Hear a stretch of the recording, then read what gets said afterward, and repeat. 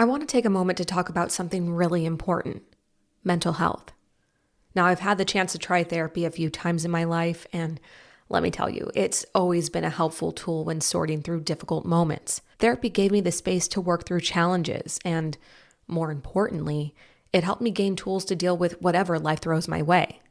That's why I'm excited to share something I think is really awesome. Rula. It's a healthcare company that makes therapy more accessible so you can get the support you need when you need it. Finding the right therapist can feel overwhelming, but with Rula, it's easier than ever. With a network of over 10,000 therapists and psychiatrists nationwide, you can find the perfect match for your needs, preferences, and state requirements, whether you're looking for talk therapy or medication management. Plus, most major insurances are accepted, so you can pay as little as $15 per session. And another thing that sets Rula apart is their end-to-end care. They're with you every step of the way, from matching you with the right professional to scheduling appointments and even tracking your progress. Rula is dedicated to your success, ensuring you get quality care with carefully screened providers and support throughout your journey. So whether you're looking for therapy or medication help, Rula has the range of care you need. It's all about finding the right solution, even if you're not exactly sure what that is. Thousands have already trusted Rula to support them on their journey toward improved mental health and overall well-being. Head on over to rula.com/diaries to get started today. After you sign up, they ask you where you heard about them. Please support our show and tell them our show sent you. Go to rula.com/diaries and take the first step towards better mental health today. You deserve quality care from someone who cares. The #1 selling product of its kind with over 20 years of research and innovation. Botox Cosmetic, onabotulinum toxin A, is a prescription medicine used to temporarily make moderate to severe frown lines, crow's feet, and forehead lines look better in adults. Effects of Botox Cosmetic may spread hours to weeks after injection, causing serious symptoms. Alert your doctor right away as difficulty swallowing, speaking, breathing, eye problems, or muscle weakness may be a sign of a life-threatening condition. Patients with these conditions before injection are at highest risk. Don't receive Botox Cosmetic if you have a skin infection. Side effects may include allergic reactions, injection site pain, headache, eyebrow and eyelid drooping, and eyelid swelling. Allergic reactions can include rash, welts, asthma symptoms, and dizziness. Tell your doctor about medical history, muscle or nerve conditions including ALS or Lou Gehrig's disease, myasthenia gravis, or Lambert-Eaton syndrome, and medications, including botulinum toxins, as these may increase the risk of serious side effects. For full safety information, visit BotoxCosmetic.com or call 877-351-0300. See for yourself at BotoxCosmetic.com. This episode is brought to you by Netflix. 132 rooms, 157 suspects, 1 dead body, 1 wildly eccentric detective, 1 disastrous state dinner. The Residence is a screwball whodunit series set among the eclectic staff of the world's most famous mansion, the White House, from Shondaland, with an all-star cast, including Uzo Aduba as Rye Detective Cordelia Cup. Watch The Residence, now, only on Netflix. Listen to this episode ad-free and early by heading over to patreon.com/themurderdiariespod. For $2.99 a month, you can support our show and listen ad-free and early. Patreon.com/themurderdiariespod. Welcome to the Murder Diaries. I'm Natalie. And today on the show, we're diving into a deeply personal and powerful story that sheds light on trauma, justice, and resilience. Our guest is Amy B. Chesler. She's a woman whose life was changed forever on September 25th, 2007, when her brother murdered their mother, Hadas Winnick. And nearly 18 years later, Amy courageously shares her journey through unimaginable grief and pain as she recounts the abuse she endured at the hands of her brother and the harrowing events of that fateful day. But I'd also like to acknowledge that this conversation isn't just about tragedy. It's about Amy's ongoing fight for justice and healing. From navigating the complicated legal system to advocating for families affected by similar violence, Amy has turned her pain into a platform for change. She's the host of What Came Next podcast and the newly launched Feminicide series, where she amplifies the voices of those who have experienced the loss of loved ones in tragic, often incomprehensible ways. She's also the author of Working for Justice, a book that details her personal and legal battles and her journey toward healing. The conversation you're about to hear will undoubtedly leave you inspired by Amy's strength, insight, and unwavering commitment to justice.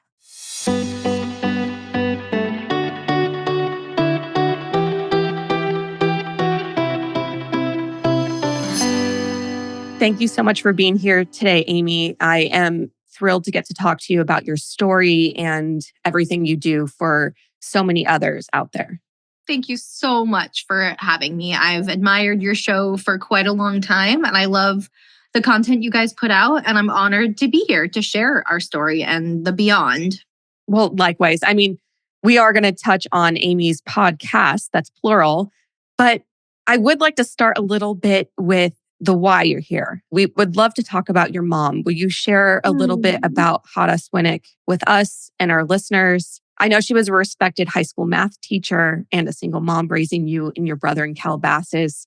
Obviously, we've hung out in social settings. I know a little bit about your story, but I really want to know who your mom, what she was like, and how you would describe her to a person outside of her role as a teacher. I love that. First of all, thank you so much for starting with that. I'm already teary-eyed. I think it's like every interview I do, I can't curb the tears, and I don't think I ever will, and I don't want to, because her memory is so impactful that it obviously drives me to do everything that I do now. Like it makes me the parent that I am, the host and the advocate that I believe I am. And so thank you. Hadas Winnick, she was a force to be reckoned with. I start by saying a lot of times, or I love to share that on her headstone, I wrote, and I know I'm working my way backwards, but on her headstone, I wrote, and the order is a little hard for me to remember at this moment. I don't go quite like that often because I don't believe that that's where she is, her head, like her grave. I believe she's with me more than anything, but I wrote, loving mentor, mother, and friend to all, because that's kind of just who she was. Growing up, she was a single mom. Calabasas is like the land of the Kardashians. So it was very rare, especially at that time, for a single parent to be managing home all by themselves. She was no nonsense to a certain degree, but she could be really silly and light at times. She was the type of person that no matter what, no matter your history with her, if you were in need of something, she would provide it for you. Yeah, she was open-hearted. She was intelligent. She was warm. Like she would walk into a room and her smile would light up the whole room, which is unfortunately, a narrative we hear about a lot of victims. But she was tough. As a parent, she was loving, but she was rigid to a certain degree, but open. Like if I had a different perspective than her about something, we could sit down and have a conversation about it. And I was just talking to my daughter about this, actually. One of her teachers is like kind of old school and new school at the same time. And that was like the perfect way to describe my mom with everything she did. She came knowing herself to any situation, but she was always open to hearing other people's perspectives. An anecdote that I love to share because it represents just who she was. She was a teacher of 25 years. And when I put mentor and teacher like on her headstone for a reason, because that was like who she was inherently. She took the work home and she could never stop caring about her students. And I think she was a teacher to me too, and my brother. My brother was just not open to learning at all. She really wanted to teach high school. She worked her ass off to teach high school, and she eventually became a high school teacher after many years of teaching middle school. And that was just like a huge accomplishment to her. And in her final year of teaching, before she was murdered, she had a student who became pregnant. And this is where I cry the most, because it just it reminds me of the person that the world lost. Her student who became pregnant, her mother, I actually years later found out, I think she was in jail at the time, the student's mother. So her home life was very precarious while going through a pregnancy. I think she lost her home as well. So, and this happened to be the last time my brother was in jail at the same time. And my mom, at the risk of losing her new job in high school that she had just worked her butt off to get, allowed her student to come live with us for a few months. And so she would have a healthy, happy home where she always had food, and she always, it was just a semblance of balance for her at that time. My mom even threw her a baby shower. And that just to me, drives home who she was. don't think she judged her student for any choices she made. She just gave her a safe place to be and love at that time. Unfortunately, her student gave birth the day after she was murdered. She saw the news coverage and went into labor months early. I think she went into labor like 2 months early or something and gave birth the next day. And my mom was going to be the godmother of her baby. And that just like is Hadas in a nutshell. Yeah. Well, it really sounds like she was the type of person that would not only open her heart, but like you said, open her home to anyone who needed it. Yeah. And the way she showed her love was cooking.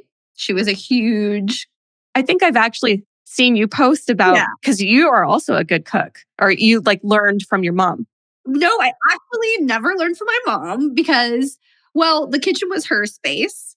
And so when I entered it, it was like her rules or nothing. Like I said, she could be rigid. And that was where I was going to learn from her. And I just wasn't open to it at that time. I had really no interest. I love food. I always have. But I just like eating her food. So yeah, I didn't want to clean like she wanted me to clean as we were going. So I just didn't do that with her. And so it was actually where I connected with her posthumously, like after her death. I remember finding all her recipe cards, and she was so funny. She never wrote like the ingredient amounts. She just wrote like what she needed as if like a shopping list. Because she knew. Yeah, she knew. So I just had to get creative, but it was kind of like how I connected with her after her murder. And that was how she showed her love for everybody. Like if you ask anybody about my mom, their memory is likely to be her laugh or her smile and a dish that she made, like her banana bread or her chili. Yeah, and she really believed in that in herself. She was like, she joined the Malibu chili cook-off before her death. Like those were a lot of happy memories for me surrounding like her in the kitchen and her food and her feeding others and being the home. 4th of July was her favorite holiday. And we lived in a place like where fireworks were shot off right above our heads. We could lay in our pool and just watch them. And so that was like, she hosted every year. She's an immigrant. She came from Israel when she was like 6. And I know I'm hopping around, I'm sorry, but she loved where she lived. She loved the community that she like poured so much into. And she was just a really great citizen with a very hard moral compass. I love learning about your mom. I think she is such, like you said, a force to be reckoned with. And I really understand why she had to be, like you said, rigid, but soft at the same time. Because like you said, she was a single mom. She was a teacher. And as someone who does work part-time in education, you have to be that way to get things done and across to your students. But it doesn't mean that you don't value them. Well, and don't learn from them too. I think that she was super open to learning from me as a parent. Something interesting that I kind of always reflect on is I have 2 kids too. I'm the same parent to both, but at times I have to parent them a little bit differently because they're different people. And like, I think too, like teachers, we expect teachers to kind of not cater to our kids, but learn our kids and be able to teach to them to a certain degree. And so that's kind of what she was like. She had her like ways, but she would be flexible at certain times, especially when my brother wasn't trying to have her fit into this box as a parent. Something I do like to touch on too, it pains me to talk about it, but she was also a survivor of abuse by my dad. And she would be transparent about that as I got older. My parents were divorced since before I was born. Well, they were separated before I was born, but they were divorced when I was 2. I never lived with my father. So she had a really interesting approach to that. She never fell out of love with my dad. She was very honest about that. I don't think I've ever shared that before, to be honest. Yeah, she would be very honest with us. She's like, I never fell out of love with my ex-husband, my father. She's like, I'm never going to love somebody like that. But as I got older, she was also very honest. She's like, these are the signs of an abusive relationship. This is how it unfolded. And still saying, I still love your father. You know, she never really talked smack about him. I hate that. I don't know a better way to put it. Which was really interesting too for me. She let me make my assessment of him on my own. And she also was something that again, it's painful for me to talk about, but it is pertinent to everything, is that she was an accident survivor. So she had a couple accidents at work and botched surgeries that just kind of like devolved into a very unfortunate health issues for her. And she had chronic pain, and she dealt with chronic pain for many years, especially during the height of the abuse by my brother, which I mention because in reflection as a parent, like I burned myself really badly last night and I could barely parent. I was like, you guys are on your own. And thankfully they're old enough to like clean up dinner and like, but I was thinking in my head at that moment, I was like, my mom had to deal with intense pain that was debilitating. She was like handicapped at portions of her journey. She was literally bedridden at times. And she still had to parent with nobody there to, again, my dad was very harmfully present, to be honest. Like he'd swoop in and do something really awful, like say he was going to pick us up, never pick us up, show up drunk, like things like that. So I can't imagine like how she did it all. I can't imagine how she managed to still parent as she did. Yeah, she was like, that's why I said she was a force to be reckoned with. She had super heroic powers.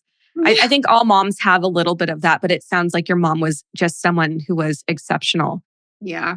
A final thing I'll mention about her is she was like a mom to everybody who needed one. I was in middle school and high school. I was kind of like not a loner ever. I was always pretty social, but kind of a nerd, like I hate to say like loser, quote unquote, but like, you know, the superlatives, if there was like most nerdy, I probably would have won that. But all my girlfriends were kind of like that. Like all my friends were kind of like the misfits. And I think most of us were misfits because of our home lives too. A lot of those young ladies and friends of mine were like her surrogate kids. And they would be like, when she was murdered, most of them reach out to me. I mean, my best friend from middle school. It's just so interesting we are where we are now. Her trajectory ended where it was because, again, like my best friend, who I still am in much communication with at this point, like she would be sent to our house because her mom couldn't, quote unquote, handle her. And she'd be like, Hadas, take Dana for a while. And my mom would be like, okay. And it was like no problem. Yeah. For your mom. And Dana was like just a kooky kid. Like she would like would jump on the furniture or whatever. And my mom would just like give her boundaries. And like Dana loved to be at my house. And she was a child who like wouldn't listen to her own mother. You know what I mean? Like kind of a defiant kiddo. Mm-hmm. Mel, my other best friend from the same time, her parents were largely absent. And like my mom swooped in and was all of those girls' parents. And yeah, it's just really interesting because a lot of times in our trajectory as a family, people will ask about like, well, what about the parenting in terms of my brother? Something I really like to highlight is parenting does not happen in a bubble. We are not parents alone. We are, as a family system, we have many other systems that play into our family, like the school system, the health system, the mental health system, medical systems. All of these systems are a part of our family systems too. They'll interplay with one another. Yeah. And that's why I feel like our story is so exemplary because she met so much criteria otherwise. Like she was this teacher that everybody turned to. She was this parent for other people as well. It's just my brother was unmotherable, unreachable for so much of his life. Now that we are talking a little bit about your brother, you have mentioned in previous interviews that your family had been through a lot before the tragedy occurred. Obviously, you touched on a few things with your mother's survivorship, but some of that tragedy also came at the hands of your brother. Can you talk about your relationship with him as a sister and maybe even touch on what that was like to experience abuse at his hands?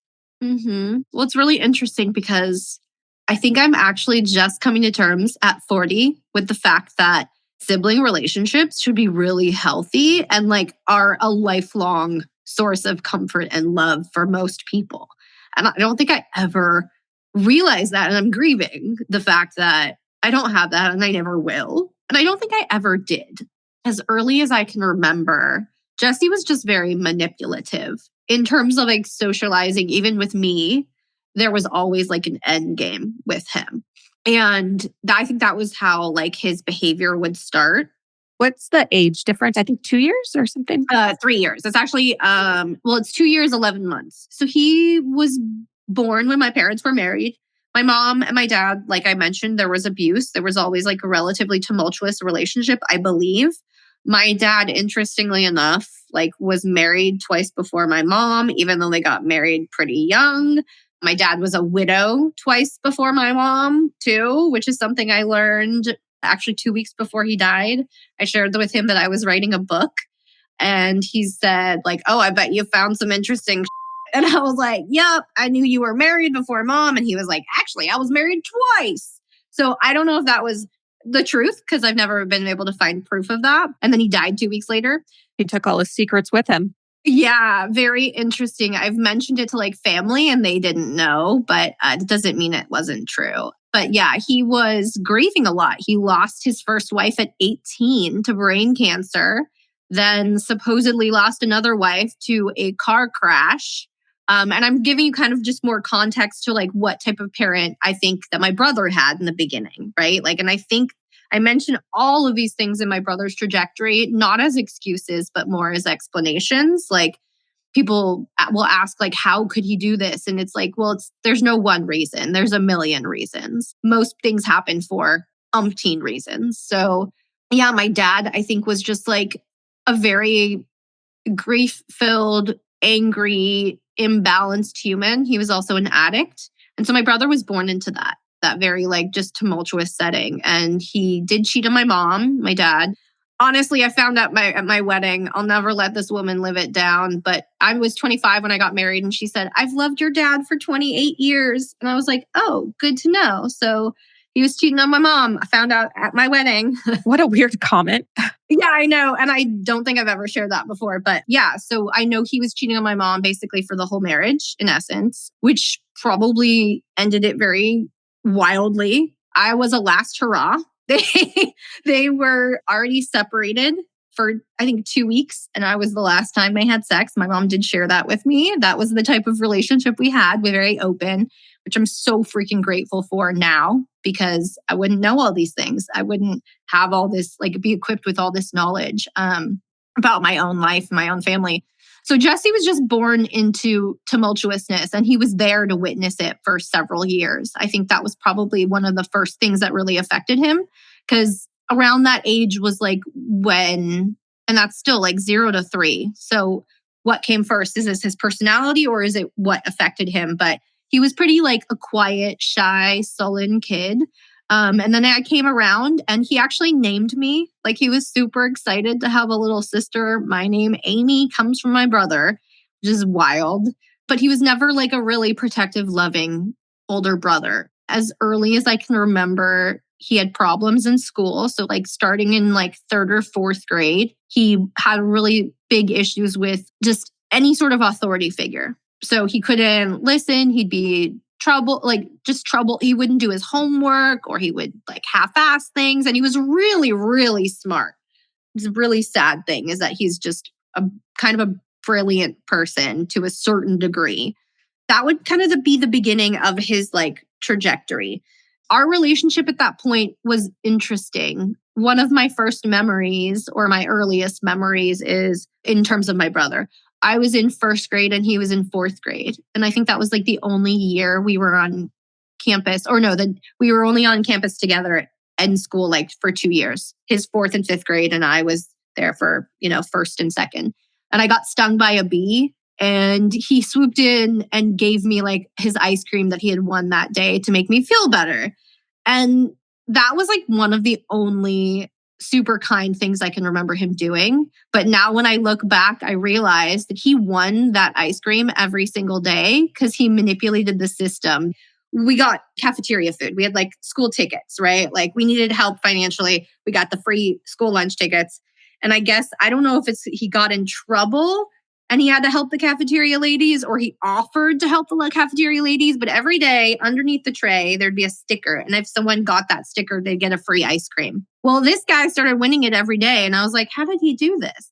He must have either helped or he like would pick it up and look, or maybe he bought, I don't know what he did, but he rigged the system where he was winning it a lot. So even when I look back at that really like sort of sweet memory, I'm also given the context of like, oh, it wasn't that nice. He like had that every single day. And he was just like, it was almost like he was buying social currency with me in that moment.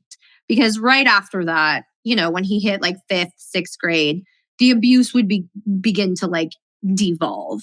He became more violent when he was in middle school. It started by yelling. It started with emotional abuse. He would call me all sorts of names. He was also kind of like the good-looking kid growing up. And I was, again, super nerdy, didn't have that self-confidence that I have now. So he would kind of capitalize on that. He'd call me mean nicknames. He'd make fun of my looks. And if my mom heard, my mom would try to address it. But he was very covert with a lot of the abuse in the beginning. Eventually, the first swear words I heard were from him. He would start swearing at us. He started calling us.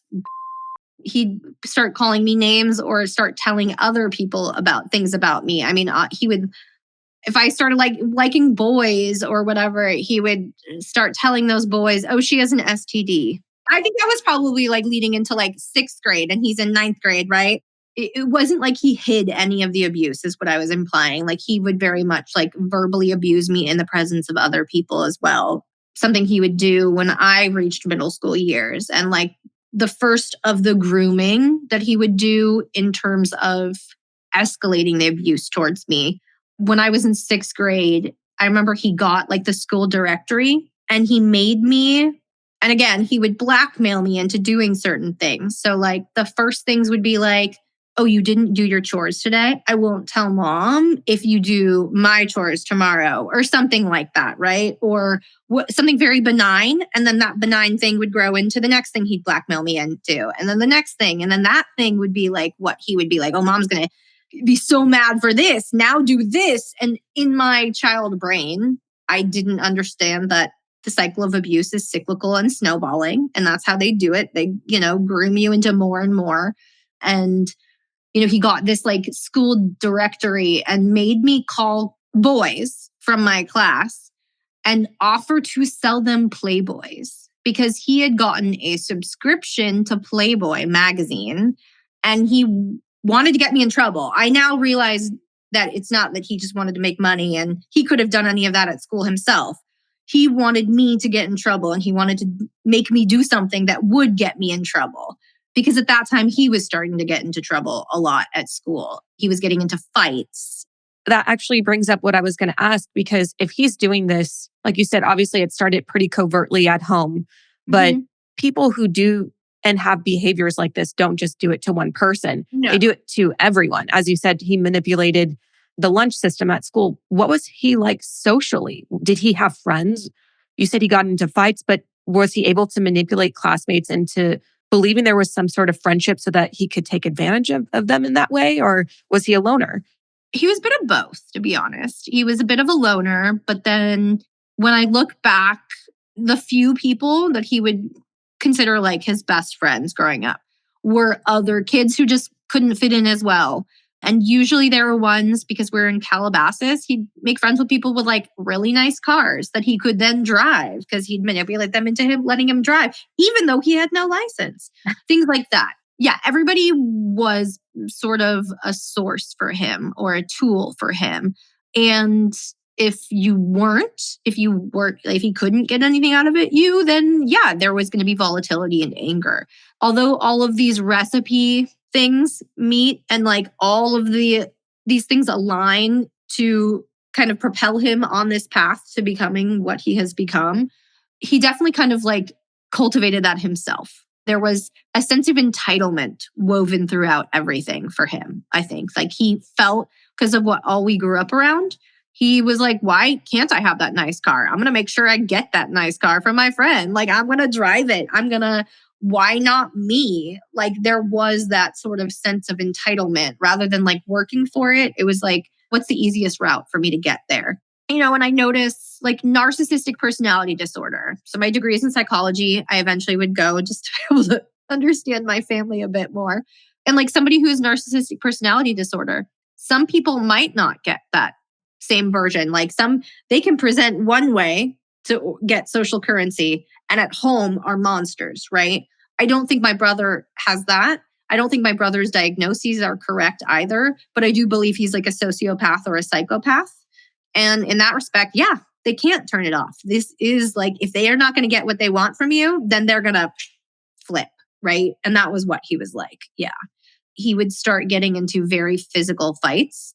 Actually, right after he became more physical at home. And something I think that is important to equip listeners and survivors with is that the abuse, again, it kind of started emotionally, right? And verbally, but it evolved into or devolved into physical abuse. And the physical abuse did not just start to our bodies, it started to our home.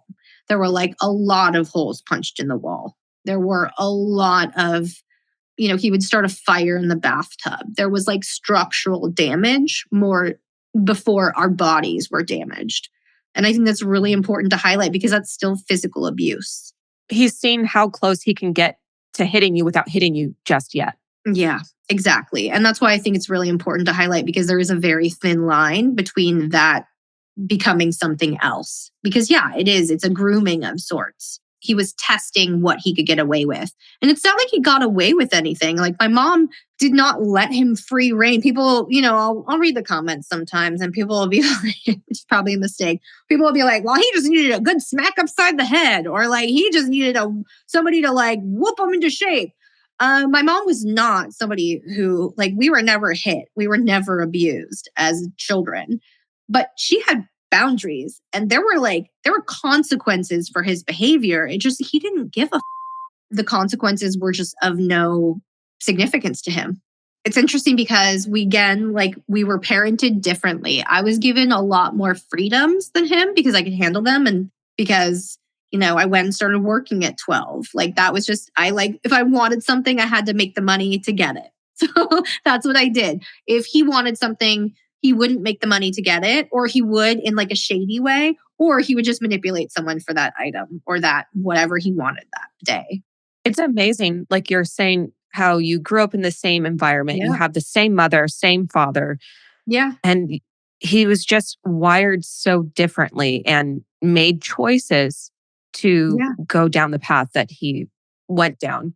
And he was also received a lot differently, I think, by society. And again, I'm not giving him excuses, just explanations. But again, I've always been really social, even if I didn't really fit in.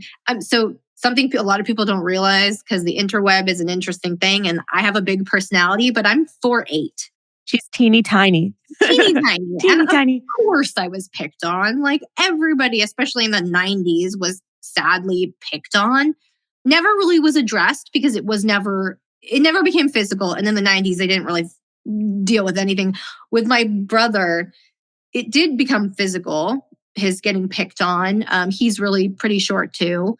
And so people just received us differently. I'm a girl. At that time, they were like, oh, girls can be petite and little. Boys, though, which is obviously a stance, but it's just we were received differently.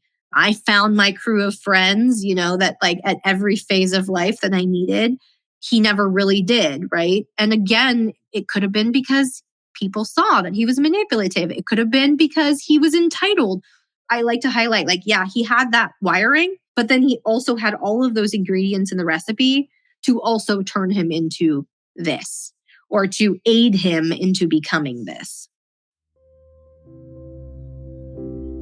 This episode was brought to you in part by Cozy Earth. Cozy Earth actually makes the sheets that are on mine and Natalie's beds right now. Their products are designed to transform your 5 to 9, that time that matters most, into the coolest sanctuary. Luxury starts where you rest. Your bedroom and your bed, they need to be more than just a place to sleep. It should be a retreat, an oasis. Cozy Earth's best-selling bamboo sheets are super soft and they're actually temperature regulating, which I always need because I run hot, and they're crafted for 5-star comfort every night. You can transform your personal oasis risk-free with a 100-night sleep trial and a 10-year warranty on all Cozy Earth bedding and bath products. Love them or send them back. But trust me and Natalie, you're not going to want to send these back. Honestly, I think if I did send our sheets back, my husband would be so upset because they are his favorite sheets that we own. Luxury shouldn't be out of reach. So for our listeners, we worked out a special deal. You can visit cozyearth.com/diaries and use our exclusive code DIARIES for 40% off the best-selling sheets, towels, pajamas, and more. When you purchase, make sure you let them know that the Murder Diaries sent you. Sanctuary awaits at Cozy Earth. How did this abuse impact your sense of safety and trust and just all of your relationships within your family? Because obviously, like you said, you weren't the only one experiencing it in the home. It was you and your mom. So how did that fear of your brother and everything that you guys experienced at his hands affect your sense of safety at home? That's a really interesting question. I don't think I realized at the time, of course. I mean, I didn't know I was being abused.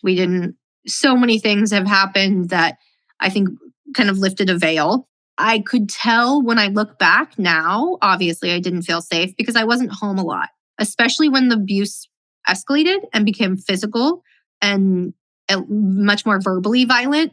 My mom let me be out of the house a lot.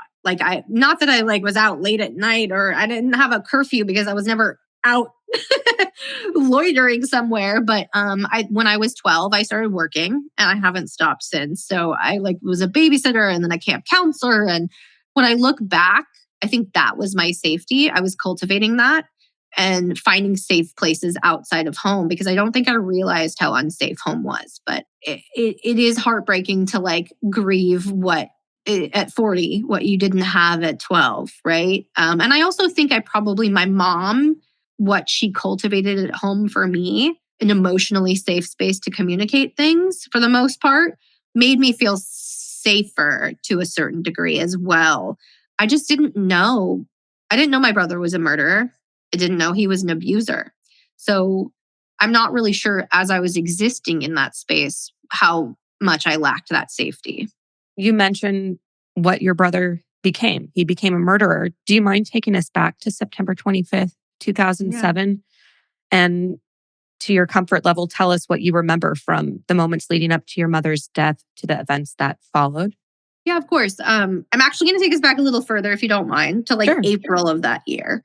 I mentioned the abuse escalating and becoming cyclical and snowballing. And that's just what happened. There were a lot of things that happened in my brother's life that would also make him a lot angrier and a lot more entitled. So before the abuse really escalated physically, he joined the military twice. So this is when I talk about all these services where and resources that could have stepped in, and my mom put him in a therapist. The therapist would quit seeing him because he would verbally abuse them in that space, right? And this is Kaiser at that time. So I guess if that therapist was exhausted, there weren't that many options. And if people don't want to be helped in therapy, they can't be helped anyway. So many resources like that where the school system kicked him out, right? So the teachers, principal, counselors that could have helped just evicted him in essence and made him our problem, quote unquote. Eventually he would join the military. He dropped out twice. I actually thought he lied about the military. I was maybe he just lied and disappeared and bought himself some dog tags from the Army Navy surplus store. I don't know. I did get a message from somebody at one point after my book came out and said, I was in the military with Jesse. I thought about him the other day. And I was what the hell is that guy up to? And he Googled him and he found what had happened. He said, I was not shocked at all because of what he would say and how he would act in the military. So and he gave me confirmation of where he had been stationed, which I had never shared ever publicly. So confirmation he was in the military, another resource or system that could have kind of whipped him into shape, did not. Or at least seen the red flags and gotten him the services that he needed. But yeah, at the time, were there any services that would have helped? It doesn't sound like it.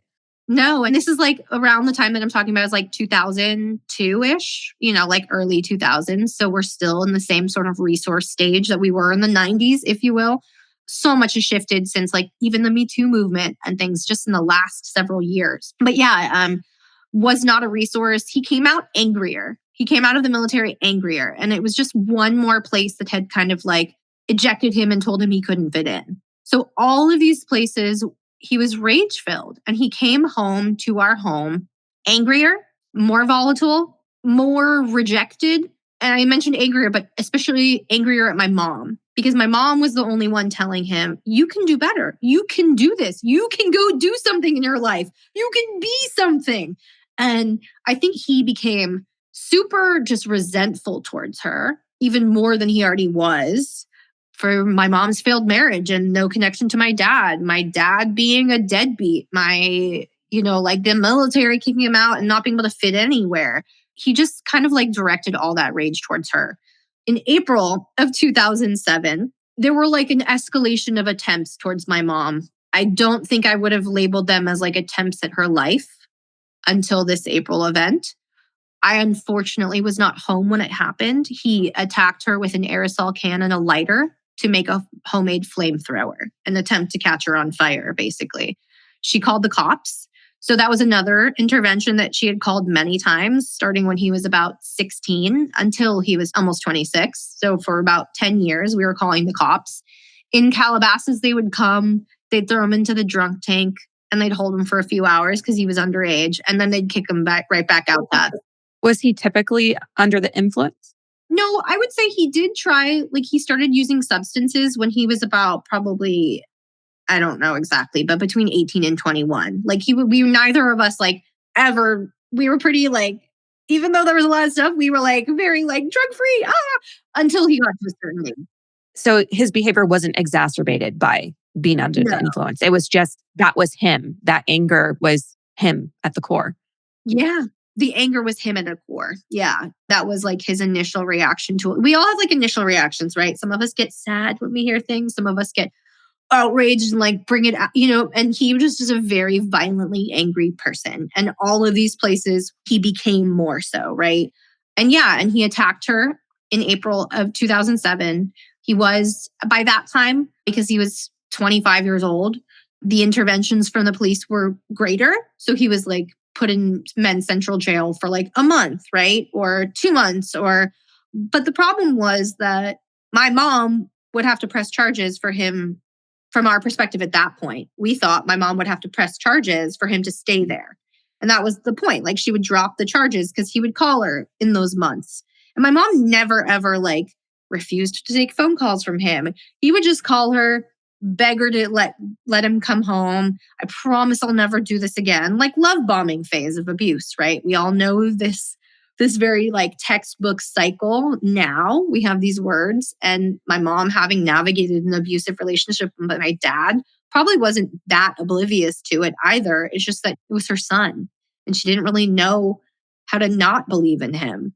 And he was pretty good at it. He had been practicing since he was a child. So it's her son. She loves him. She wants to see the good in him. Yep. And he had it at times. Like he was really smart. And whether he actually could access that good or he could just project a front, he projected that good front quite often. That's how he'd get things from people. It's how he had, he would eventually have girlfriends and people in his life that were like, quote unquote, sort of drawn to him, but often also very quickly repelled from him. But he like knew how to coerce people into that. So he would coerce her into dropping charges. I didn't know until like a year or two ago that technically the state of California could have charged him even if my mom didn't drop charges. In domestic violence, the police can look at things and go, actually, this is highly abusive and I see somebody stuck in this and they need that help. And they can continue, if it's charges that are valid enough, they can choose to continue those charges whether the victim wants to continue them or not. And that was kind of heartbreaking for me to learn because I feel like we were failed in that respect. Obviously, in April of 2007, he was put in jail for several months, I believe. I think it was like his longest jail stay. It was like 2 to 4 months or something. And in that time, that's actually when my mom's student came and lived with us. So like there was an extra bedroom. My mom, she always wanted to be a foster mom. My mom would have been happy with like 17 kids in the house. So, and she wanted my brother home and my brother rehabilitated too. And I think that's what she was always hoping for. So she did let him come back afterwards. Sometimes she'd even kick him out without jail holding him. I remember one time I was standing in the kitchen making a sandwich and he just came up behind me and kicked me between my legs. I was like, I had a little bit of a wide stance. And he just swiftly, really hardly kicked me between my legs. I doubled over in pain. It was so painful. And his excuse was, I just wanted to know if it hurt a woman to be kicked there too. And I was like, and maybe he had been kicked there the day before, maybe in a fight he had been, I don't know what happened or precipitated that. But like my mom kicked him out for that, right? We didn't call the cops. We didn't press charges that moment, but my mom kicked him out and he went and lived in his car and he was homeless for a few months. That's what he told us. Turns out now I found out he like stayed with one of his friend's dads, but he was manipulating my mom and going, Mom, I'm living in a parking lot. I'm cold. I'm hungry. Like, I promise I will never do that again. And she let him back. And I didn't fault her ever. Like, I never, to be honest, I also didn't have those boundaries because I hadn't learned them and I hadn't seen them employed either. It wasn't like, of course, I'd want him removed initially and immediately, but I was also like, no, you can let him back in. Like, yeah, like I believe it. So September 2007, he was back home. It wasn't like the previous incident. I would say like as time went on, incidents were a little bit fewer and farther between, but more violent and impactful to our family unit, right? Because my mom's boundaries were getting harder. She was kicking him out for longer, or she was realizing like this wasn't changing. So his behaviors to get back in were greater, but then his violence was even greater too when it would re-precipitate, I guess, or reoccur. And so in September of 2007, he had been home for like maybe a couple months or something. I'm trying to do the math, maybe a month or so. And it wasn't necessarily like a super volatile time. It had been like a little bit of a lull before. And that day, September 25th, 2007, which I will mention at this moment, I didn't find out until like 2020, but that exact date, September 25th, 2007, the same year, became National Murder Victims Remembrance Day. The day my mom was murdered was the day that I was joined by every single other murder victim in the country in honoring their loved one, which like became so symbolic for me and way more fuel in my fire. I take that as like a symbol and like definitely impetus for me to share and keep sharing. But yeah, that day was kind of like any other day for us. I was a bit of a fulcrum for the two of them. There was a lot of, meaning like when there was an imbalance in the family, I was kind of like the peacemaker at times, or the person that would just like balance things out. So that day, I wasn't home. I was working and I just graduated college like 2 weeks before. I was working full time. I was the director of an after school program. So I was like on campus and my mom and I actually worked together for a while. She got me a job originally on her campus. By that time, I wasn't there anymore, but like I worked with her for a couple of years. It was so lovely to, like for her to see me working, for me to see her all the time. But so I wasn't on the same campus at that time. And I remember getting just like a series of phone calls back to back from them. It's a little hard for me to remember. I wrote it in my book correctly, but like off the top of my head, I can't really remember who called me first. I think it was my mom. If I got that wrong, sorry, but it was very back to back. It was like first my mom and then my brother, or opposite. And my mom was just like, hey, what are you doing? And I said, I was at work at that point, the first phone calls. I'm like, I'm at work, not going to be home until late. Sorry, what's going on? My mom was like, nothing, bye. 2 minutes later, my brother called me and he was like, what are you doing? I'm at work. Why? What's up? And he was like, well, just wanted to know if you're going to be around later. You want to watch Quantum Leap? That was like our, the show we both loved. The only thing we kind of connected on, if you will. So that was like, he was appealing to me in that moment, or trying to. And I was like, I just don't know. I probably won't be home till 10. I'll keep you posted. I'll call you on my way home. Fast forward to the date portion of my evening. It was like 7 p.m. or something. And my mom called again. And the date was really shitty. So I picked up. I was like, this guy was like, not for me, I could tell. So I was like, I'm just going to step away and take a phone call. Otherwise, I might have ignored it. I don't know. I was 22 and cell phones were new. So it wasn't like, like now, oh, a text, oh, this, oh, that. I was like, oh, shit. If they're calling, it's important. Yeah. Well, yeah, my mom and I talked a lot, though. We talked like several times a day. So I could assume it was important, but I was also like, just let me pick it up. Again, my mom was like, when are you going to be home? And I said, look, like I already told you, probably a couple hours. What's up? Is everything okay? And she was like, fine, bye. And that was the last time I spoke to my mom.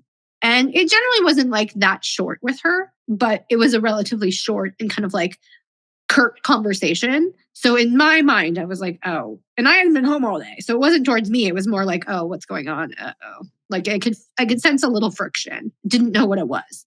And then again, a couple minutes later, I got a phone call from my brother. And again, he was like, when are you going to be home? And I was like, look, I already told you, and da da da da. And that was that. And then I went back to work a couple hours and started my way home around 10 p.m. And I called my brother because I had told him I would. And I'm a woman of my word. I said, hey, like, are you home? Do you still want to watch Quantum Leap? And this was not something we did often. Like, I could tell the friction was there. And I was just trying to see like what I could do potentially to assuage it. I had no idea what was happening. And he said, no, I'm not home anymore. And this is as I'm driving home on the freeway, the 101. And I was like, oh, okay. And he goes, don't go home.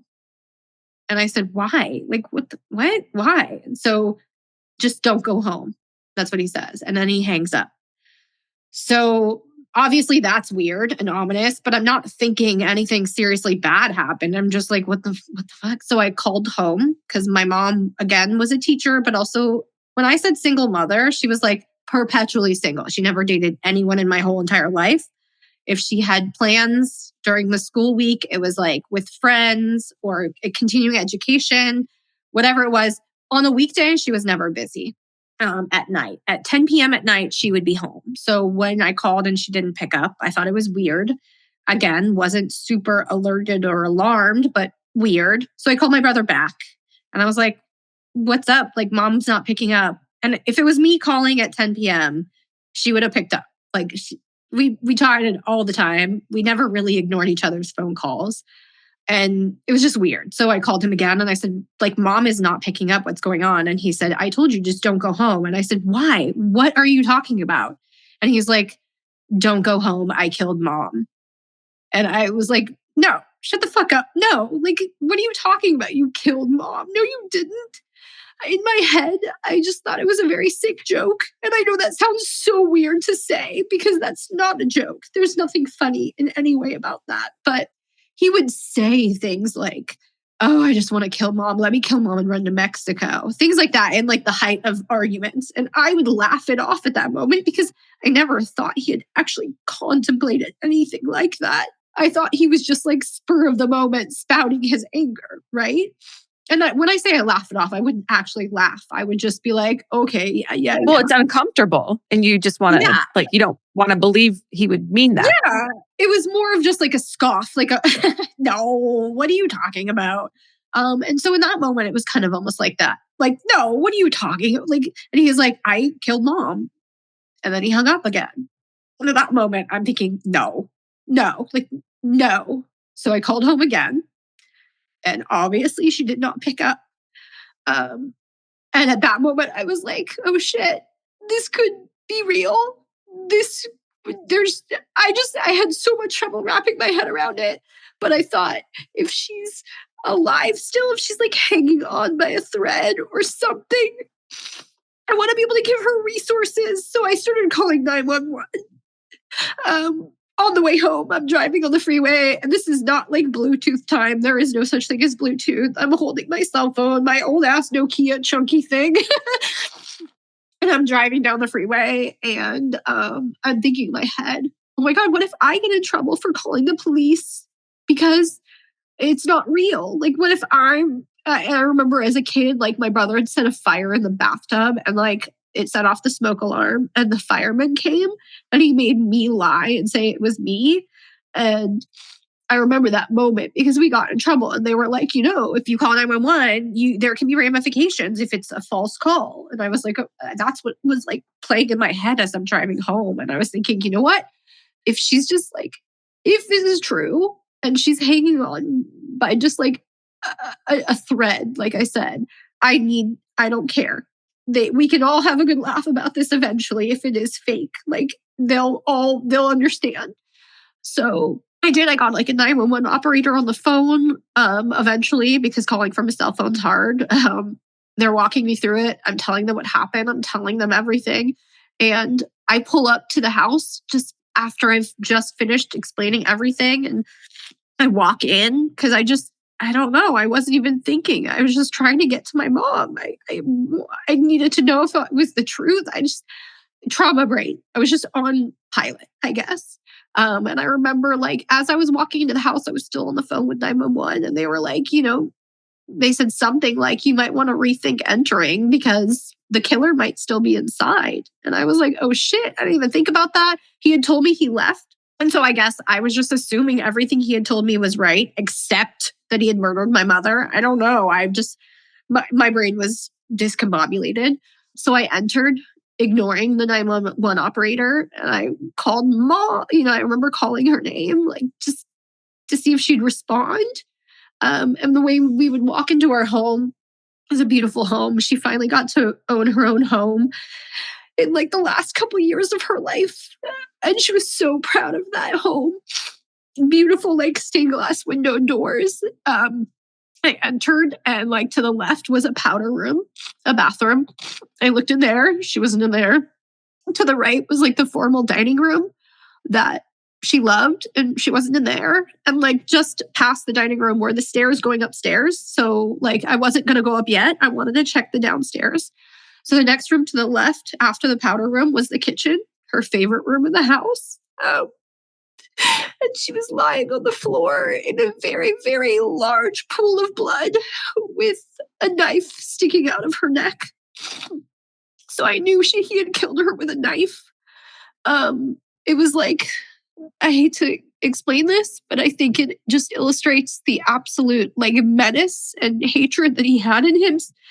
That the knife was stuck all the way down to the hilt in her neck, like as if a final last wound. And I don't know. And I remember just screaming, and I've heard the 911 call since. So I've heard that scream. And I remember thinking, oh my God, what if she's still alive? Like, what if she's dying hearing me scream? So I just had to tell her I loved her. And I leaned over. The only spot on her body without blood was her leg. And I hugged her leg and I kissed it.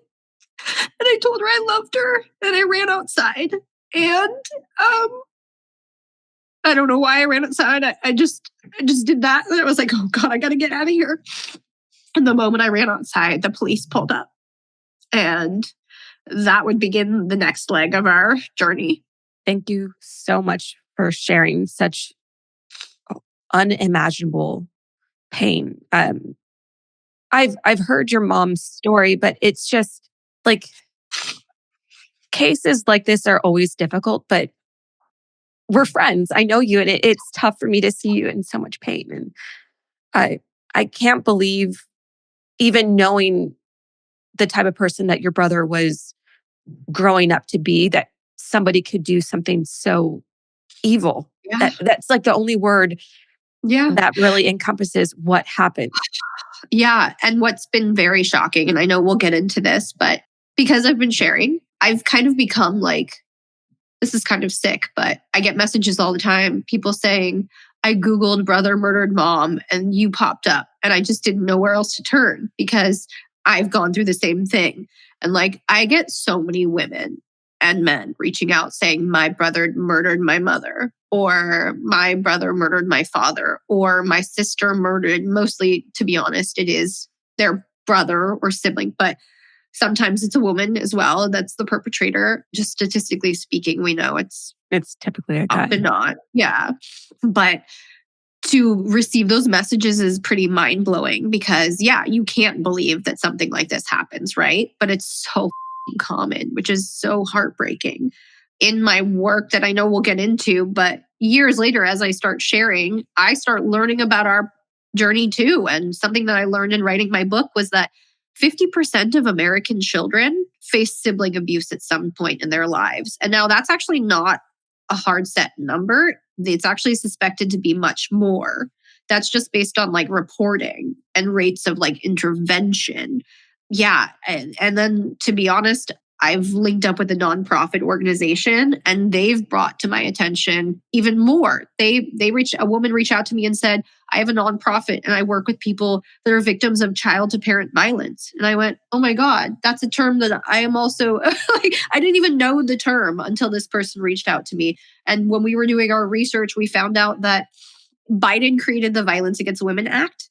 And that actually did a really great service to domestic violence survivors. It helped drop the rates of domestic violence and intimate partner violence in America significantly. However, the definition of domestic violence being intimate partner violence has done a disservice to child-to-parent violence, because when we did our research in those same 30 years since the Violence Against Women Act was created and all of these interventions have been cultivated and stuff, in the same amount of years that intimate partner violence has dropped, child-to-parent violence has almost doubled. And that's not a cause from that, obviously. It's just that we need to address it because it's an epidemic and it's very common, sadly.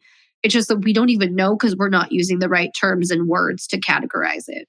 I actually heard you use the phrase domestic violence earlier in reference to your brother, and you were on the trajectory of telling your story, so I didn't want to interrupt, but it was eye-opening for me because, like you said, people always think of domestic abuse as intimate partner violence, but that's why there's a separate definition for what happens between a couple versus, what happens between a parent and a child, or a child sibling versus sibling. And so domestic violence really is an all-encompassing term of whatever is happening in the home. In a domestic situation. Yep. And to be honest, I've found research to prove that sibling abuse is actually the most prevalent familial abuse. It just isn't often categorized as abuse. Sometimes it's sibling rivalry, which it's not. Those are two very different things, but it's categorized as that. I actually was speaking to a mental health professional. This is just shocking and heartbreaking, but this is without giving any specific information of clients or anything. She shared that she received a story of a young girl being sexually abused by her brother. This involved a rape, and the young girl reported it. And sadly, the system deemed it as sibling play. This is like a term that is applied. I'm at a loss for words because what? That is, to be honest, the 50% statistic is not correct because people are still reporting it and it's not even being categorized correctly, right? Also, to be honest, there are very few resources for adults being abused by their children. People will just respond so incorrectly. It's almost like the beginning of domestic violence. Like, what'd you do to anger him? Or maybe you shouldn't put up with that. Those really asinine responses are what parents are still receiving in terms of abuse by their children. Or like you said earlier, you get comments like, why didn't she just punish him? Yeah. Because he was taking it to a level that was not just misbehaving. Yeah. Well, and he was punished. Like, he wasn't allowed to get his license at times. You can't give a child free rein in a car if they can't be trusted with that, right? But he would find a loophole and drive illegally. I mean, he got hired as a driver for a restaurant without a license. How do you do that? He was manipulative and shrewd at that. Exactly. Yeah, it's very shocking. So obviously everything you've experienced is really incomprehensible unless you've been through something like that. How did you navigate? How did you figure out how to overcome, if that's the right word, this overwhelming grief of losing the most important person in your life? I think that, to be very candid, I haven't. You can see by the amount of crying I still do. I don't think I ever will. I don't think there is a way to overcome any of it. That's not to be abysmal or negative. It's to be just really real. It's not like I ruminate. I'm not a depressed person. Of course, I have sadness at times, but there are some cheesy lines about grief where grief is just really the absence of like true love. Like, it's like the love that you had for that person. And I just have to spend a lot of time being grateful for what I was given from her. And just, I was not a perfect daughter. I got into arguments with my mom. They were very few and far between, to be honest. We had a really relatively good relationship, especially as I got older. Like, we went on a trip to Mexico, just the two of us, like we got time to do that, but we definitely did not get enough time. So I just have to I have to lead with gratitude for what I did get. And of course, I have so much to be angry about too. I just can't spend space in that because I can't.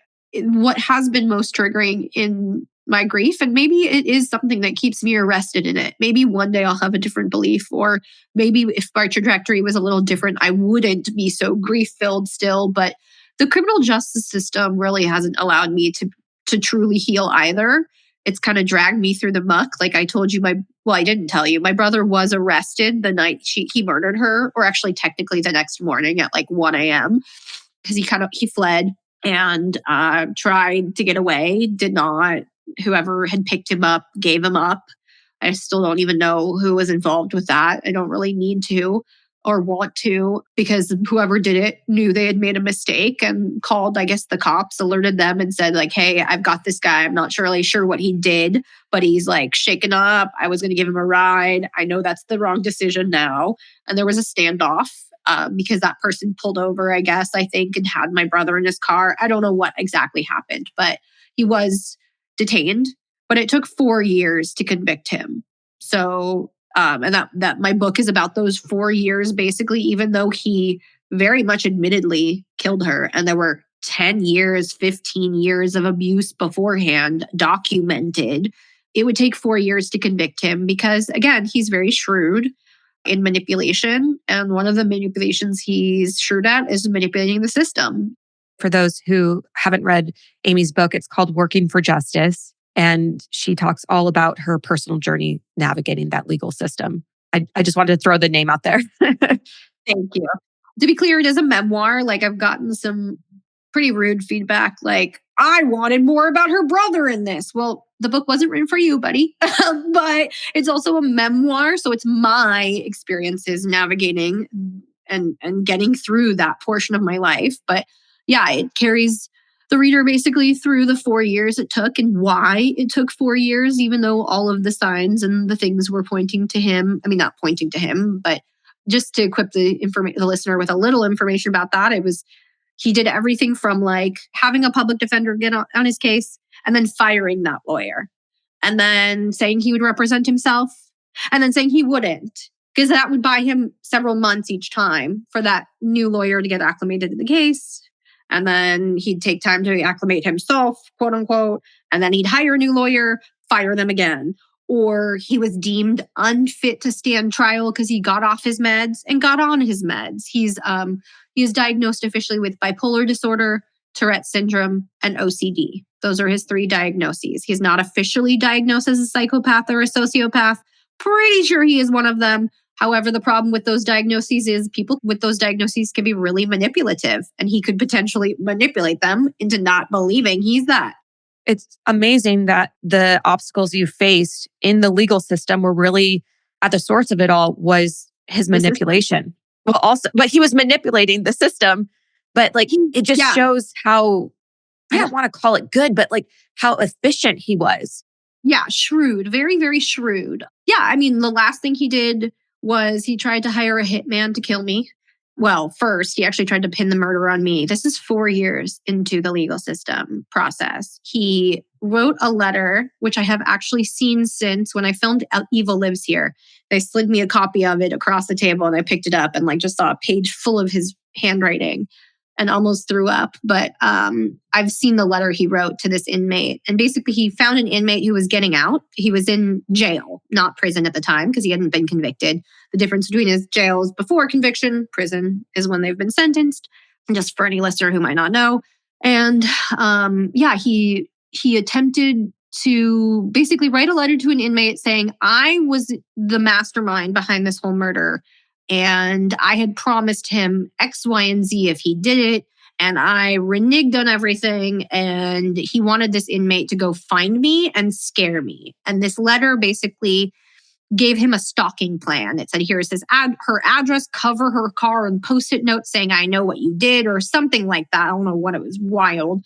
And then out of the letter, he told the inmate, like, if she doesn't do it, scare her into doing it, or she doesn't need to live, kind of thing. It wasn't as explicit, but that was the gist of this experience with the inmate. Thankfully, that inmate, I don't know if he wanted to get off because of good behavior, but he turned in the letter and he told the police. So at 4 years into this process, being completely beside myself, my whole life on pause, because hearings, not hearings, statements, not deposit. I mean, just so many, there's going to be a trial, there isn't going to be a trial, so many different things. Yeah, the cops come to my house, they knock on my door, they said, we have to come and talk to you. And I was thinking, oh my God, he died. Oh my God, he died. And like, this layered position. I'm like, I'm thinking he's dead. That's why they're coming to notify me. And what they sit me down to say is, did you plan your mom's murder? And I just instantly started bawling. Like, I just lost it. Like, I was like, of course not. Like, how is this what's being brought to me 4 years in? They were just like, we know, we just had to legally ask you. We have to address this. They flashed the letter at me. I didn't see it until filming Evil Lives Here. Like, I didn't get to read it, but they showed it to me. They're like, can you confirm this is your brother's writing? I was like, absolutely. It's very like remarkably easy to notice. Like, he writes in all caps always. He's like constantly screaming. So I was like, yep, that's Jesse.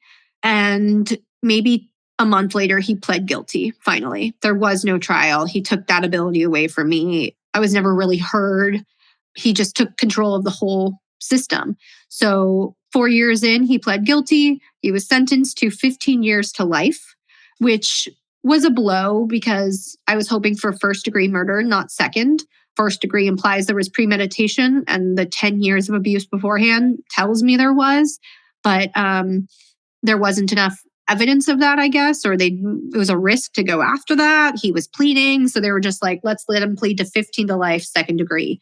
At the time, the DA did say to me, like, look, in the state of California, like, a life sentence is a life sentence usually. Like, he'll be in prison. You will be done. And I was like, oh, hallelujah. Okay, let me start healing. That was in 2011, late 2011. And then in 9 years later, 2021, so it was like 9 years just because of the months that passed, I got a first parole hearing notification. So I only got 9 years in between. Just like to kind of like wrap my head around what the fuck just happened. April 16th, 2021, I received a letter. I'll never forget the date. And it said, your brother is up for, his first parole hearing. And I went, how? Because I had heard like he had just been unruly in prison. Again, a loner. He doesn't fit in. He doesn't fit into prison either. So like I had heard things and I was just shocked. And I showed up for the parole hearing in August of 2021. This was Zoom recorded. And at that recorded parole hearing, it ended up not being a parole hearing because he ended up taking the time to postpone it. He said, oh, in COVID, I get the opportunity to postpone it for up like, what can I do? And they said, oh, 6 months, a year, or 2 years. And he goes, oh, cool. I'll see you in 2 years. And they were like, okay, but your sister still gets to make a victim impact statement. And he said, do I have to listen? And they go, well, technically not, because this isn't technically a hearing. And he said, cool, peace out. But before that, he threatened my life and he recited like an address on a Zoom recorded parole hearing. Literally told me he could have people visit me and harm me. He's still finding ways to taunt and abuse you. Yeah. From afar. And like a whole parole board watched and they were like, okay, cool. See you in 2 years. I was like, wait, how is he legally still up for parole if he just like, he's what? How is this even possible? Yeah, you literally just heard him. And so I literally, after that happened, I tried to file with the prison. I have a letter back from the prison saying, sorry, wasn't a big enough threat. Like, what do you mean? He's a murderer. I was at a loss. So 2023 comes around. That's when he postponed his hearing. And I found out, I got a phone call from a victim resource officer saying, hey, just want you to know that he's postponed his hearing again for 2 years. And I said, excuse me?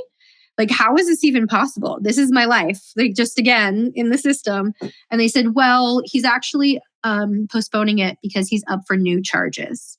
And I was like, wait, what? And she goes, well, you could find the DA. So the victim resources officer, actually, I got escalated all the way to the woman who runs California Victim Resources, which was, I'm very grateful for her. And she not sat down with me, but like over the phone was like, look, go on this website. Let's find the DA.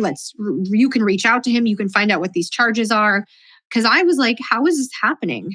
Long story short, I do get connected with that DA. I actually reached out to him from my Broken Cycle Media email from What Came Next. And he writes back immediately. And he goes, oh, do you want an interview? Because I'm like, hey, this mother. And he's like, I was like, no, that motherfucker is my brother. And I need to know what the is going on. And he goes, oh, okay. And so he immediately virtually met with me. And I was like, look, this is what happened at this Zoom recorded parole hearing. How am I being pulled through this system like this? He goes, did you get the transcript for the hearing yet? And I was like, no. He had that for me within 10 minutes. Like, this is when someone wants to help you in the system, when there is that advocate for you in that system, it serves you. It just, there needs to be somebody that like goes above and beyond.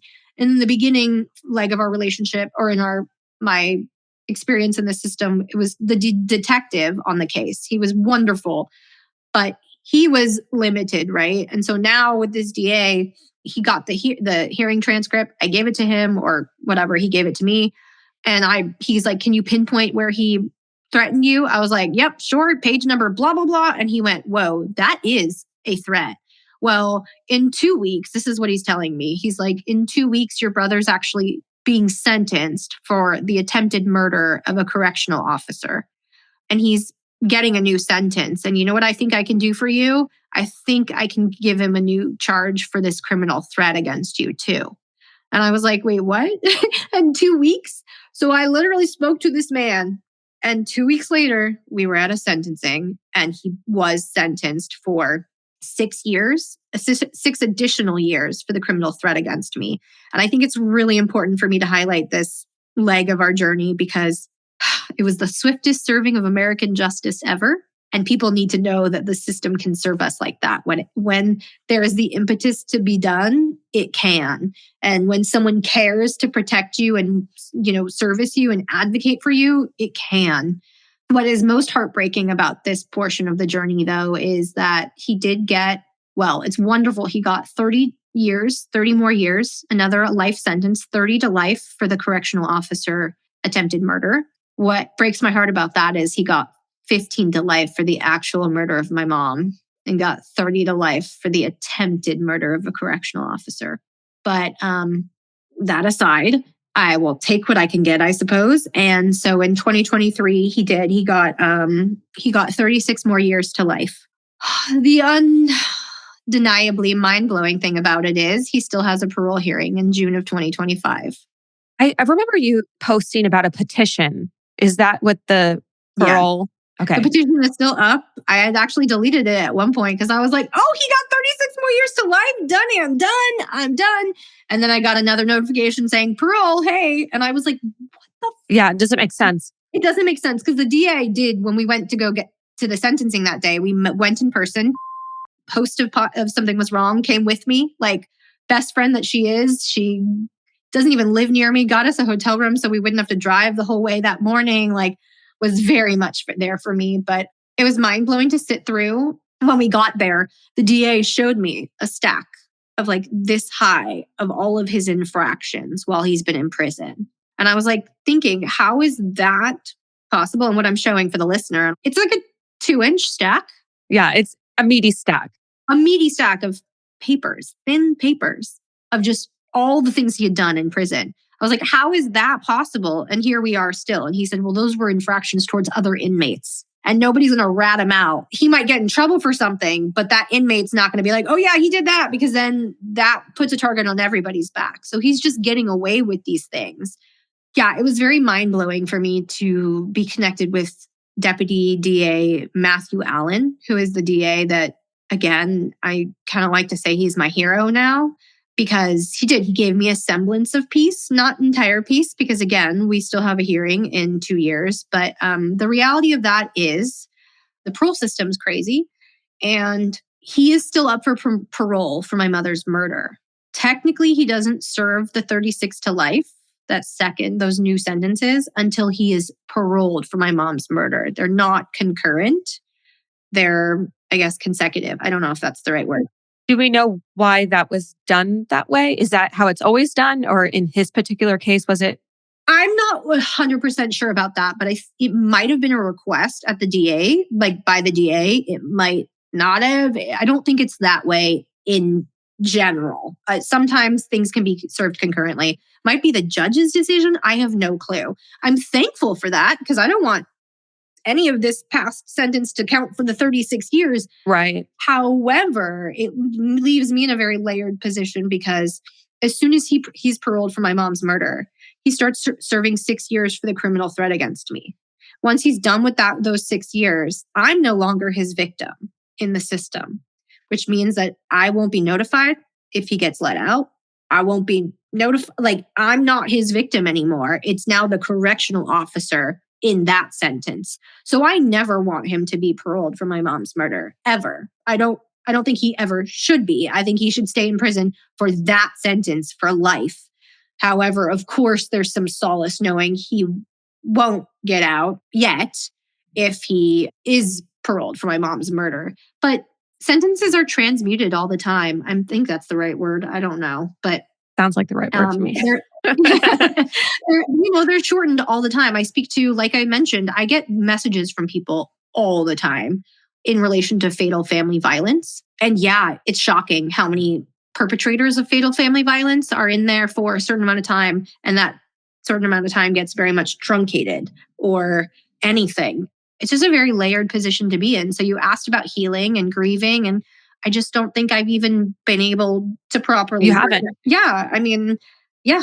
I haven't. You're just trying to get your head above water. And every time you do, your brother comes around again with something else. It's interesting you said that very shortly. I just want to add that you mentioned like keeping my head above water. Sometimes people will ask me, how you doing? And I'm like, even if that's not even on my mind, generally I answer doing. Because like I literally just feel, I don't ever want to lie, but to be very transparent, generally most of the time I feel like I'm doggy paddling. Yeah. You're egg beatering, you're treading water. I'm always just trying to like keep my head above water in terms of what it sucks me back down into. Yeah. Well, from the outside, obviously I'm not in your head, but you are very transparent with what you're feeling. From the outside, I can tell you what you're doing with your advocacy and sharing your story is incredible. You mentioned the Deputy DA, Matthew Allen, and you mentioned and how these people have been advocates for you. But really, I think we need to shine a light on you. You've been an advocate for so many people through multiple podcasts. You do that through What Came Next and your new series, Familicide.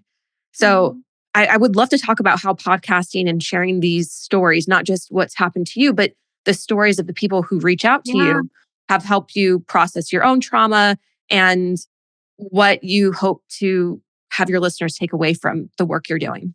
Yeah, thank you so much for asking that, because I think it's a really important leg of my journey. It's something that's really buoyed me in all of it.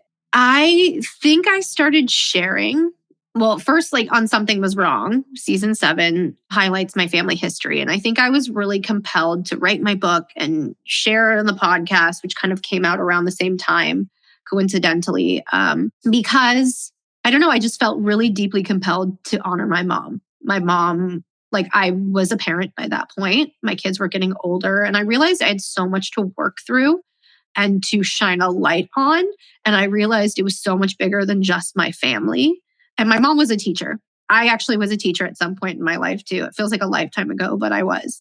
And so I always, just in my head, I was thinking, I have to use us as an example. My mom would not be angry at me for doing that. She would want to teach people, continuously teach people how to do better, and not that anything that we could do would have to do better or anything, or blame ourselves. That to me is victim blaming, but just to require more from the systems that could have intervened, right? Or just to hear the warning signs that it could happen. I've received so many messages from women saying, actually women who are being abused by their children, saying, hearing your mom's trajectory really made me realize what could happen. And I think it saved my life.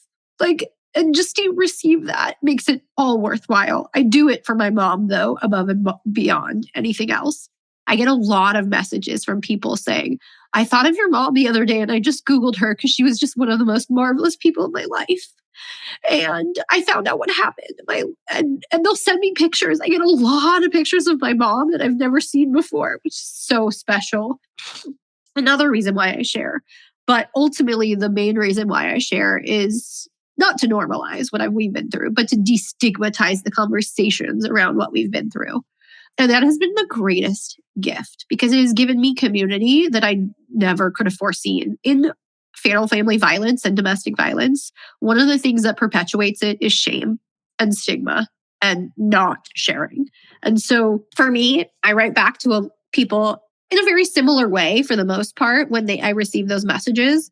I will often write back like, my heart breaks knowing that you've been through something similar, but I know the tiny bit of solace that we get from knowing we aren't alone. And it's actually been like a savior for me to receive people like that, because I think in my book, I describe like what saved me through all of this is the community that kind of like wove itself together as a net for me. And that first was the people I was connected with immediately, right? My mom's friends, my friends. But it's become all these other survivors too. What came next has been amazing, because as much as I have interviewed other victims of fatal family violence, it's actually a lot more than that. There's true crime survivors of all types. And for me, what was really heartening about that was the ability to realize we have so much in common. Maybe the beats of our story are different, right? The instances that happen to us, but underneath all of our survivorship is the ties that bind us, right? That has been marvelous and very, very centering and healing. But for familicide, it's been very interesting because people's first reaction, it just dropped the other day and only like 4 episodes are out. And I'm so grateful to be doing it with Sam Metler, who is the creator of Intervention. Like, this is his next project from Intervention. And we got linked up 20 years ago when I was his kid's childcare camp counselor. His house was one of those safe zones that I went to. Isn't it amazing what a small world you were meant to be in each other's lives? Yeah. And he had this idea for this show and he told his wife, and his wife said, "You got to talk to Amy." And he was like, "Why?" and she was like, "You don't know?" And that has actually been like so healing to be a part of. I'm getting like a lot of my friends were like, "Are you okay? Like that must be really heavy for you to do." And absolutely, it is heavy, but it's also very healing because there's actually a really interesting researcher right now as a professor. Her name is Dr. Kelly Bowling, and she's doing research on the true crime genre and what it can do for survivors themselves. And one of the things she found was survivors are drawn to true crime because it's like a built-in community. It's solace. It's healing for them to know that they aren't alone. And that's what's come for me from Familicide. We have covered these stories like almost the whole first year of production is done. We have a lot of banked episodes, so I know what we're going to be covering. And even though every story is so drastically unique, whether it comes down to who or how or why or the system's reaction afterwards, it also has been just like a eye-openingly cathartic because I'm connecting with all these other survivors. I have this woman who called me yesterday. Like we've met up. She was at Thanksgiving. I was going to ask if it was. I was like, I forgot you actually met her. Mm-hmm. She's going to be a guest on Familicide. Very kind. Yeah, we got connected because her best friend Googled brother murdered mother, and I popped up. I remember you saying that. Mm-hmm. Yeah, and she was like, "Yep, you got to talk to her." And we just became friends. We just became a source of comfort. We text each other when shit happens in the system and we're like, "Can you believe this?" And her brother also murdered her mother heartbreakingly. And sometimes we'll just text each other like, "Can you believe our lives? Can you believe that our brothers murdered our mothers? They stole the people that meant the most to us." And it's heartbreaking to receive that, but it's also really, really, it's like two truths can be true. It can also be healing at the same time. I was going to ask you, for people who have this similar shared grief as you, what you would say their first steps should be towards recovery. But I think you've really highlighted how important community is and what a saving grace it is. So I feel like there's the answer. You've said in your own experience what a benefit it's been to you and to all the people that you've come into contact. Yeah, I would say something that I would say to everybody is out with it and on with it. I tell that to my kids.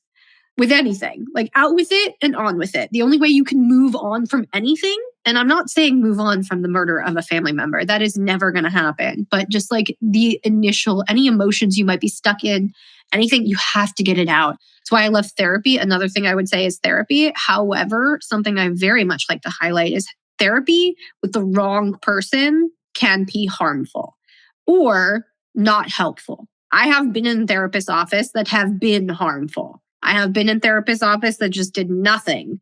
And I've also been in therapist's office because by now I've had a lot of therapists because I don't believe in just going with the first person. My degree's in psychology. I started my MFT. I did drop out, but I think it's important to know, like, just like finding the right friend, you have to find the right therapist. But yeah, leaning on people, period. Professionals, friends, loved ones, a group that might have gone through something similar. I find a lot of people will say group therapy helps, but then it doesn't at a certain time. So you just have to know what works for you at that time in your grief by trying. I think that is such sage advice. And the last question I have before we wrap up today is, what do you envision for the future for yourself, for others who have experienced loss and violence like you? Where do you see things like the podcast and its impact on society and other aspects like that? Where do you see everything going? Oh, goodness. I hope everything just continues to grow, because like growth and change, that's what I would like to see. And I hope to see growth in the sense that the continued ability to keep doing what I'm doing, because it is hard, and without sustainable listenership, it can't keep happening. But also change. Like, I need to see change. That's why I'm doing everything I'm doing. It's not just to build community. It is, and that's really important. But it's also like the first step to change is awareness, and that's like what I'm truly trying to get to. One of the goals is to see a child to parent violence awareness day in America. That is a legal goal I have, like in legally recognized day. The UK has it. The UK recognizes, they're kind of like the forefront. Other countries do too. But yeah, England, they are at the forefront of this research. And I would like to see America follow suit more. I'd like to see more police and first responders trained in the expanded vision of domestic violence. I think that's really, really important. Like, I think domestic violence is also school shootings, because that's in a domestic situation. It's somebody harming someone else in their community, usually. Like, I want the definition of domestic violence deeply expanded in order to deeply expand resources. I have a lot of goals in terms of this space. Those are like the first two that pop into my head at the moment. Yeah, more victim support coming through change. All worthwhile goals. And I think we're really going to start seeing some of these changes being implemented within the next 5 years. I really hope, because knocking on wood. Yeah, we'll both knock on wood. As we wrap up, where can our listeners stay connected with you and listen to both your podcasts or even read your book? Yeah, thank you so much for asking. I am available pretty much on all platforms at Amy B. Chesler. That's my handle for everything. My book is available everywhere books are sold. Working for Justice. I will flag, I am not the narrator. That has been like the largest piece of like feedback. They're like, what the hell? But that just the publisher I had did not, the audiobook, whatever, just did not align. Perhaps the next one will be. And I am working on a next one at some point when we have a little bit more answer from the legal system, I would say. And then podcasts are available anywhere you listen to podcasts. And that would be What Came Next, which is the sister podcast of Something Was Wrong. And just to highlight, I know I highlighted a tiny bit, but just we cover stories from the victim's perspective of all crimes, in essence, trying to highlight what it takes to survive and all that comes next for us, because it never ends with the sentence or the conviction. And then Familicide is now available on all podcast platforms. And that one is, just both are very, very near and dear and special to me. And it's just so empowering to be in a position to empower other survivors, or to help them empower themselves, really, because it's not that I'm giving them that. They are there already. I'm just amplifying things. Yeah. And I appreciate all listener and reader support. It literally makes the entire difference. Messages from listeners buoy me too, even when they say I haven't been through the same thing, but I am here with you. That is a saving grace for me as well. Thank you so much for being here today. All you listeners, you heard where you can find her. Go check her out. Thank you so much for this. I appreciate you. Make sure to follow us on all of our socials. And remember, if you want to listen ad-free, head over to patreon.com/themurderdiariespod. And until then, Stay safe. bye. This episode is sponsored in part by our friends at Hers. Let's face it, weight loss can feel overwhelming to say the least. That's why Hers is changing the game. By providing access to GLP-1 medications plus expert care, they make your goals more achievable. Hers is literally transforming women's healthcare by providing access to affordable weight loss treatment plans that are delivered straight to your door if prescribed. Hers offers a holistic weight loss program with personalized solutions that include compounded GLP-1 weekly injections that feature the same active ingredient as Ozempic and Wegovy, or even oral medication kits. It's so easy to do. Here's how it works. After you submit an online intake form, a licensed medical provider will determine what plan is best for you. If prescribed, your program includes medication, ongoing care, and online support, and it's all at one low cost. Weight loss plans are more affordable through Hers with compounded GLP-1 injections starting at $165 per month. That's with a 12-month plan paid up front for new subscribers. No hidden fees and absolutely no membership fees. So if you've been struggling with your weight loss journey, it's time you find the best option that works for you through Hers. Start your initial free online visit today at forhers.com/diaries. That's FORHERS.com/diaries for your personalized weight loss treatment options. Forhers.com/diaries. Hers weight loss is not available everywhere. Compounded products are not FDA approved or verified for safety, effectiveness, or quality. Prescription required. Restrictions apply. Wegovy and Ozempic are not compounded. Actual price depends on product and plan purchased.